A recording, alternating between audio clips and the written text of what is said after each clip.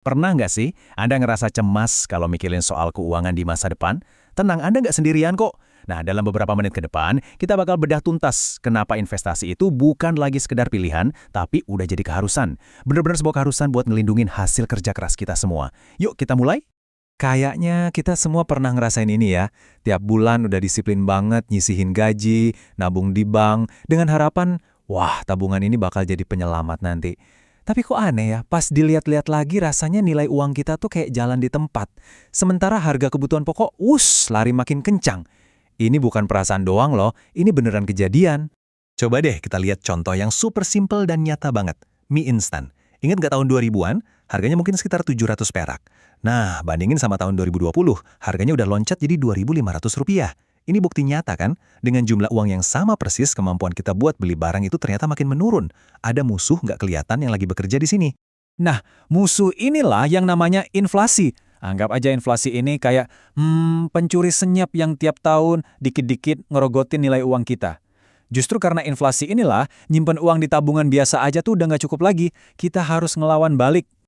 Biar lebih kerasa, kita lihat angkanya. Cuma dengan inflasi rata-rata 3% aja per tahun, yang sebenarnya cukup kecil ya, dalam 10 tahun, daya beli uang Anda itu bisa anjlok sampai 30%. Coba bayangin deh, sepertiga nilai uang Anda hilang gitu aja tanpa disadari. Ini bukan lagi teori, ini kepastian yang ngancem masa depan kita semua kalau kita cuma diam aja. Oke, kita masuk. Bagian 1, risiko nyata tidak berinvestasi. Kita bakal lihat kenapa justru nggak ngapa-ngapain itu pilihan yang paling bahaya. Poin-poin ini bukan sekadar daftar biasa loh, ini cerminan masa depan yang bisa aja terjadi. Tanpa investasi, mimpi-mimpi besar kayak beli rumah, nyekolahin anak setinggi-tingginya, atau pensiun dengan nyaman, itu bakal kerasa berat banget. Kita bisa kejebak terus-terusan bergantung sama gaji bulanan, dan selalu cemas kalau ada apa-apa. Intinya, kita kerja keras cuma buat bertahan hidup, bukan buat bertumbuh. Dan disinilah ironisnya. Banyak dari kita takut investasi karena katanya berisiko, pasarnya naik turun. Padahal ada risiko yang 100% pasti terjadi tiap tahun, yaitu tadi, inflasi. Jadi, risiko terbesar yang sebenarnya adalah memilih buat nggak ngambil risiko sama sekali dan pasrah aja lihat uang kita kegerus pelan-pelan. Nah, pertanyaan bagus. Kalau diem aja rugi, terus solusinya gimana dong? Gimana caranya kita bisa ngebalikin keadaan, biar uang kita yang kerja keras buat kita, bukan sebaliknya terus? Jawabannya ada di langkah berikutnya. Oke, bagian 2, membuat uang bekerja untuk Anda. Sekarang waktunya kita ngomongin investasi sebagai mesin tempur buat ngelawan inflasi. Analogi ini pas banget sih. Nabung itu ibarat parkir mobil di garasi. Ya aman, tapi mobilnya nggak bakal nganterin kamu kemana-mana.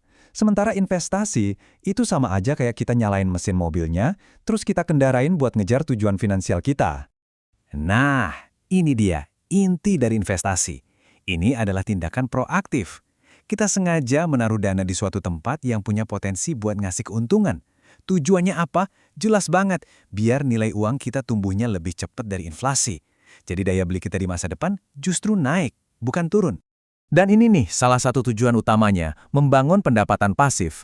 Sebuah kondisi ideal di mana uang Anda bisa menghasilkan uang lagi, tanpa kita harus terus-terusan nukerin waktu dan tenaga.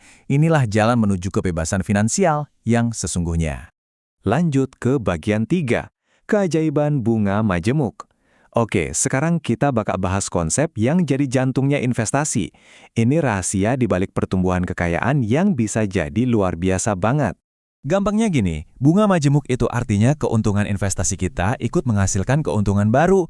Persis kayak efek bola salju. Awalnya kecil, tapi makin lama dia menggelinding, bola saljunya bakal makin gede dengan sendirinya. Kenapa? Karena bunga yang udah ada ikut kerja lagi buat ngehasilin bunga baru. Yuk, kita hitung-hitungan dikit. Misal Anda investasi 10 juta rupiah. Asumsinya dapat imbal hasil 8% setahun. Nah, setelah 5 tahun, uang Anda jadi lebih dari 14,6 juta rupiah. Lumayan kan? Tapi tunggu dulu, keajaibannya baru aja mau dimulai. Sekarang kita loncat ke tahun ke-10. Uang Anda sekarang udah jadi lebih dari 21,5 juta rupiah. Coba perhatiin deh, nilainya udah lebih dari 2 kali lipat modal awal. Pertumbuhannya mulai ngebut, karena keuntungan dari 5 tahun pertama tadi sekarang ikutan kerja buat menghasilkan untung baru. Dan coba lihat apa yang terjadi setelah 20 tahun. Uang 10 juta Anda tadi sekarang jadi lebih dari 46 juta rupiah. Gila kan? Pertumbuhannya itu bukan lagi lurus ke atas, tapi melengkung secara eksponensial. Inilah kekuatan dahsyat dari membiarkan waktu dan bunga majemuk bekerja buat kita. Nggak heran kalau Albert Einstein sendiri katanya pernah nyebut konsep ini sebagai keajaiban dunia ke-8. Ya karena kemampuannya buat melipat gandakan kekayaan secara drastis seiring waktu itu benar-benar luar biasa. Oke, bagian 4, langkah awal Anda. Setelah kita paham kenapanya dan gimananya investasi bekerja, sekarang saatnya kita masuk ke bagian paling praktis. Terus mulainya gimana? Ini nih, biasanya pertanyaan pertama yang muncul di kepala. Dan jawabannya itu personal banget. Kenapa? Karena semuanya tergantung profil resiko Anda. Seberapa nyaman Anda dengan potensi nilai investasi yang bisa naik turun. Secara umum, ada 3 tipe. Ada yang konservatif, yang paling penting itu modalnya aman. Ada yang moderat, yang nyari seimbang antara pertumbuhan dan keamanan. Terus ada yang agresif, yang siap ambil resiko lebih tinggi buat ngejar hasil yang lebih tinggi juga. Kuncinya cuma satu, nggak ada yang benar atau salah. Kenali diri Anda sendiri dan pilih jalur yang bikin Anda bisa tidur nyenyak. Enaknya zaman sekarang, memulai investasi itu gampang banget berkat banyak platform digital. Nah, yang Anda lihat di layar ini cuma beberapa contoh aja ya, buat ngasih gambaran. Penting banget buat dicatat, ini bukan ajakan atau endorsement. Kami cuma mau nunjukin kalau ada banyak pilihan platform legal yang bisa Anda pelajari dan riset sendiri lebih dalam.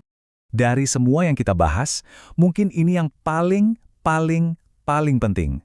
Apapun platform yang nanti Anda pilih, ada satu syarat yang harga mati.